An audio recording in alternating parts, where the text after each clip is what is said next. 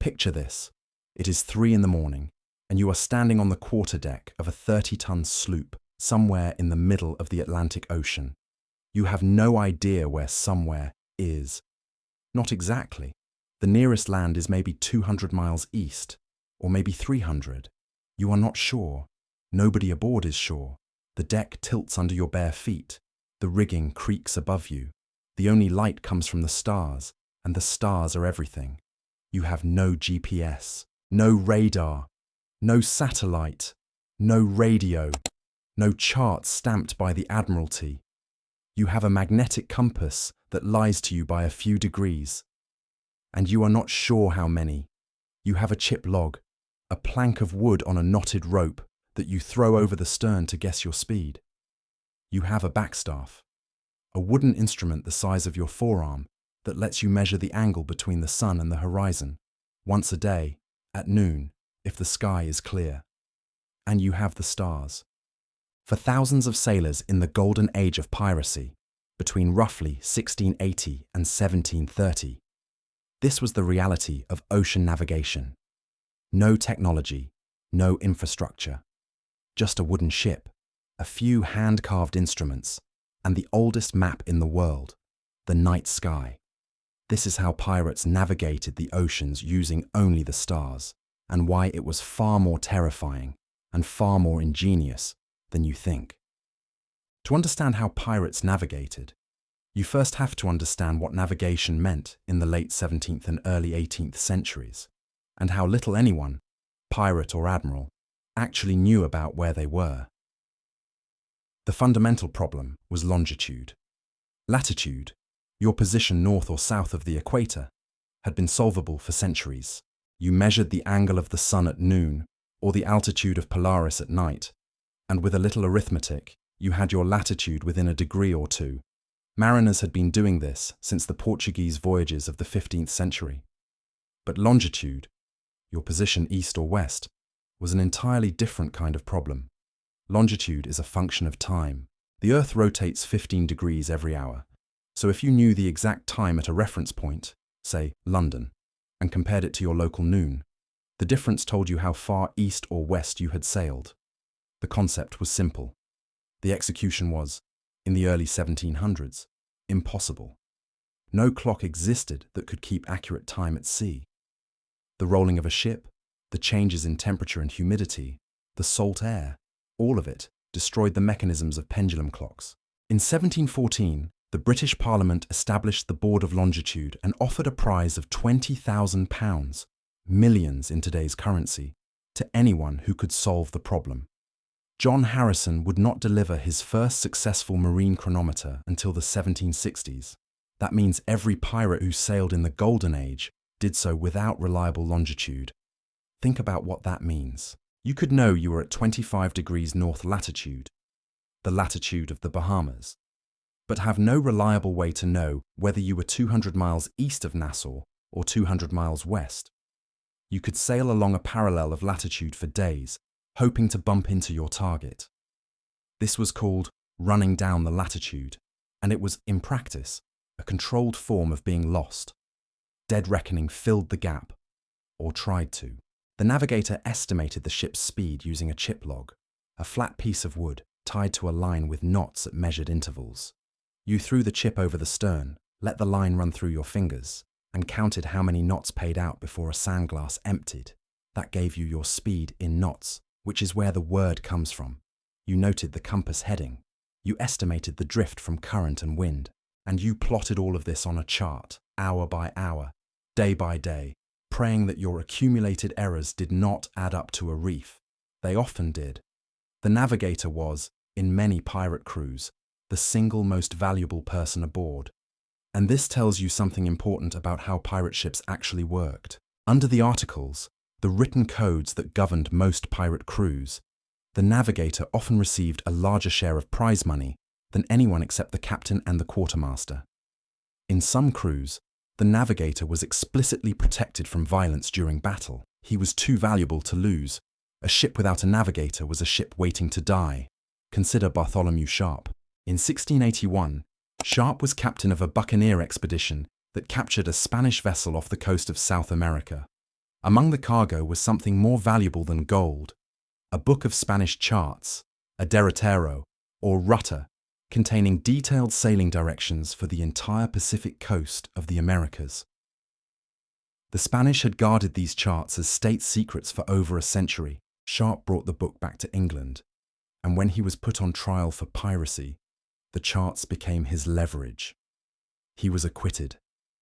The Admiralty wanted those charts more than they wanted a hanging.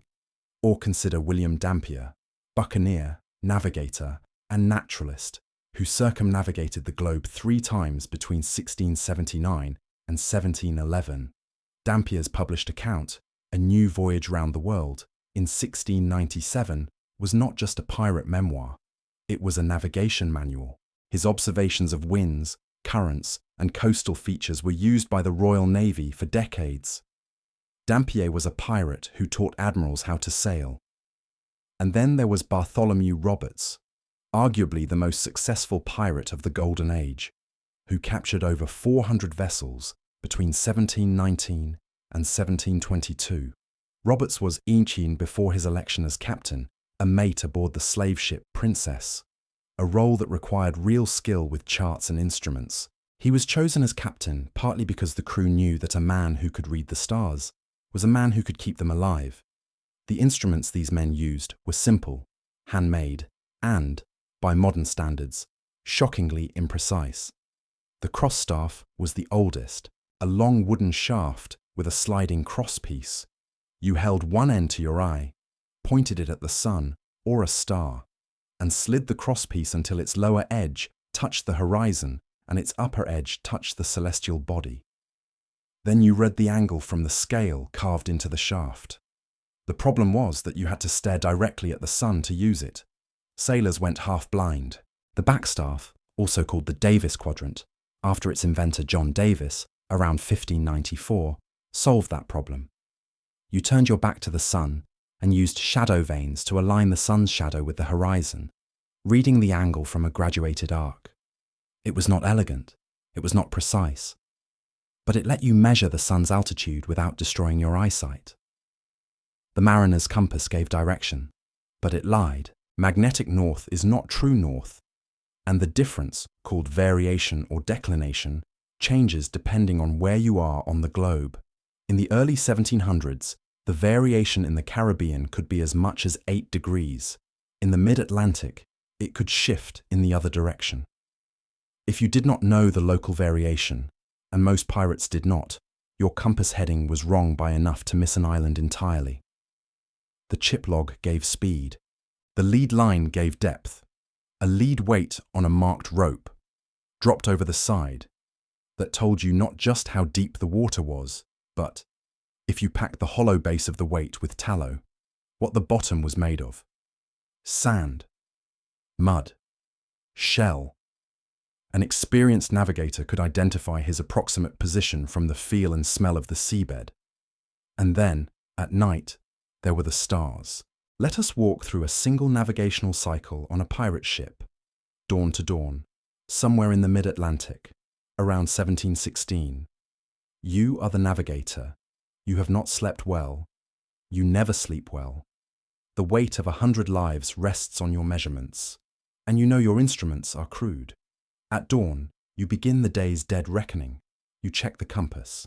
You note the wind direction by wetting a finger and holding it up, by watching the set of the pennant on the mast, by feeling the heel of the deck. You throw the chip log and count knots. You estimate leeway, how far the wind is pushing you sideways. You write these figures on a traverse board, a flat piece of wood with holes drilled in a compass rose pattern, where you insert pegs to record each watch's heading and speed. Every 4 hours, you transfer the traverse board's data to your chart. By mid-morning, if the sky is clear, you prepare for the day's most important observation, the noon sight. The noon sight is your one reliable fix on reality. As the sun climbs toward its highest point, you stand on the quarterdeck with your backstaff, turning your back to the sun, adjusting the shadow vane, watching the horizon through the sight vane. You are waiting for the exact moment when the sun stops climbing. local apparent noon. At that instant, the sun's altitude, combined with its known declination for that date, a figure you look up in an almanac, if you have one, or estimate from memory, if you do not, gives you your latitude. If you measure carefully, and your backstaff is well made, you might get your latitude within half a degree. That is roughly 30 nautical miles. On a good day, with a sharp eye, perhaps 15 miles. That sounds imprecise. But consider the alternative. Without the noon sight, after 3 days of dead reckoning alone, your estimated position might be off by 50 miles or more. The noon sight resets the error, at least in one direction. Longitude remains a guess. As the afternoon passes and the sun descends, you prepare for the night watch. And this is where the real art begins. The stars come out. In the tropics, where many pirate ships operated, the transition from dusk to full dark is startlingly fast, perhaps 30 minutes. And when it comes, the sky is overwhelming. No light pollution, no haze from industry. The Milky Way is a visible river of light from horizon to horizon. Individual stars are so bright they cast faint shadows on the deck. You know these stars. Not from a textbook. Few pirates had formal education. But from years of watching, you know that Polaris, the North Star, sits very nearly above the Earth's North Pole, and that its altitude above the horizon equals your latitude. If Polaris is 30 degrees up, you are at 30 degrees north. This is the oldest and simplest celestial fix, and it works, but only in the northern hemisphere. South of the equator, Polaris vanishes below the horizon, and you must find latitude from other stars, the Southern Cross, Canopus, or the Sun at noon. You know the star paths. You know that Orion rises in the east and climbs across the sky in a predictable arc. You know that certain stars rise at certain times in certain seasons, and that these risings can tell you rough direction, true east, not magnetic east, which helps you check your compass for variation. You may also carry a nocturnal, a small brass instrument held at arm's length that uses the position of the guard stars of Ursa Minor relative to Polaris to tell you the time at night. If you know the time and you know the position of certain stars, you can cross-check your latitude fix. But here is the terrifying truth. None of this gives you longitude. You can measure latitude to within 30 miles. You cannot measure longitude at all. You are navigating in one dimension. You know how far north or south you are. You are guessing how far east or west. And so the navigator's art, in the Golden Age of Piracy, was not really about precision. It was about managing uncertainty. It was about knowing how wrong you probably were and adjusting your course to compensate. It was about sailing a little north of your target so that when you finally hit the right latitude, you knew which way to turn. It was about reading the sea itself, the color of the water, the direction of swells, the species of birds overhead, the feel of the current, for clues that no instrument could give. Here is the myth. Pirates were brilliant, intuitive navigators, reading the stars with the skill of ancient Polynesian wayfinders. Here is the record. Many pirates were terrible navigators, and they died because of it. Shipwrecks were epidemic in the Golden Age. Samuel Bellamy's Whydah, loaded with treasure from over 50 captured vessels, was driven onto the shoals of Cape Cod in a storm in April 1717 and broke apart. Over 100 men died. Bellamy himself was never found. The wreck was not discovered until 1984 by the underwater archaeologist Barry Clifford. Edward Teach, Blackbeard, deliberately grounded the Queen Anne's Revenge on a sandbar at Beaufort Inlet, North Carolina, in June 1718. Whether this was intentional or navigational incompetence has been debated by historians for 3 centuries. The archaeological evidence, recovered beginning in 1996, suggests the grounding was at least partly deliberate, but it also reveals a ship whose hull fittings were in poor repair, consistent with a crew that may not have included a skilled navigator maintaining proper reckoning. The truth is that many pirate crews relied on forced labor for navigation. Captured pilots and navigators were routinely press-ganged into service. Bartholomew Roberts' articles, his pirate code, explicitly forbade any musician or skilled navigator from being freed without the crew's consent. These men were too valuable. They were, in effect, prisoners of war, forced to guide ships whose crews could not guide themselves. The popular image of the pirate with a treasure map, X marks the spot, is almost entirely a fiction invented by Robert Louis Stevenson in Treasure Island, published in 1883. Real pirates did not bury treasure, and they did not make maps. They navigated by rudder, by memory, by captured charts, and by the stars.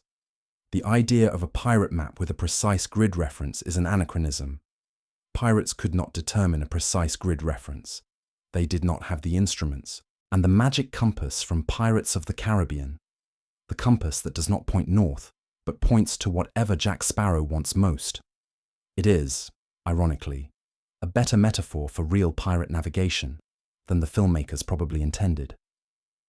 Real compasses did not point to true north either. They pointed to magnetic north, which wandered, which varied, which lied. Every pirate navigator knew his compass was, in a sense, enchanted. It pointed somewhere, but not quite where you needed it to. The art was in knowing how much to distrust it. The idea of celestial navigation has a deep romance in popular culture, but almost always at a distance. We see the captain staring at the stars. We do not see him doing the arithmetic. In Master and Commander, both Patrick O'Brian's novels and Peter Weir's 2003 film, navigation is treated with unusual respect. The character of Captain Jack Aubrey takes noon sights, consults lunar tables, and worries about his chronometer. The film shows real navigational instruments, sextants, charts, and chronometers, being used with care. It is one of the few works of popular fiction that acknowledges how much work celestial navigation actually involved. In Treasure Island, Robert Louis Stevenson gave us the treasure map, and with it, the idea that navigation was about following a set of fixed instructions to a fixed point. Find the island, follow the bearing, dig at the X. It is tidy, satisfying, and entirely unlike real navigation, which was a continuous improvisation against uncertainty. And in Pirates of the Caribbean, the franchise built an entire mythology around a compass that does not work, or rather, works by different rules. Captain Jack Sparrow's compass is funny and charming, but it also accidentally captures something true. That every compass in the Age of Sail worked by rules the navigator did not fully understand. Magnetic declination was a mystery well into the 18th century. The compass worked, mostly, approximately, and the navigator filled in the gaps with skill, experience, and luck. There is something astonishing in what these men did. Consider it. Men with no formal education, many of them illiterate, mastered the same celestial science that the Royal Navy taught its officers. They used the same stars. They used the same instruments, often cruder versions, hand-carved from whatever wood was available, graduated with rough scratches instead of engraved scales. They consulted the same almanacs when they could capture one. And they crossed the same oceans. The democratization of celestial navigation is one of the underappreciated stories of the Golden Age. The Royal Navy guarded its knowledge. The Spanish guarded their charts. The Portuguese guarded their rudders. But the knowledge leaked. It leaked through captured ships and press-ganged navigators and stolen chart books and men who had served in one navy and defected to another. By the 1710s, a pirate sloop out of Nassau could cross the Atlantic using the same basic techniques as a Royal Navy frigate. The stars did not care who was reading them. And yet, consider the loneliness of it. You are the navigator. It is 3 in the morning. The crew is asleep below, except for the helmsman and the watch. The ship creaks in a following sea. You are holding a backstaff, or maybe just your extended hand, thumb to the horizon, measuring the altitude of Polaris by the width of your fingers. You have not seen land in 14 days. Your dead reckoning puts you 200 miles west of Barbados. You think, you hope, If you are wrong, if the current has set you south, if the wind has been more westerly than you judged, if your compass variation is greater than you estimated, then you will sail past the island and into open ocean, and you may not have enough water to come back. Nobody will know. There will be no distress call, no search party, no beacon, just a ship drifting west until the water runs out and the men begin to die. That is the isolation of it. That is the terror that hides behind every star sight, behind every neat pencil line on a chart. The line says you are here, but the ocean does not read your chart, and yet they sailed, night after night. They stood on the quarterdeck and read the sky, and they found their way, not always, not perfectly, but often enough to cross oceans, often enough to find islands, often enough to build careers and legends and an entire age of history. Not with GPS, not with radar, not with satellites, with the stars.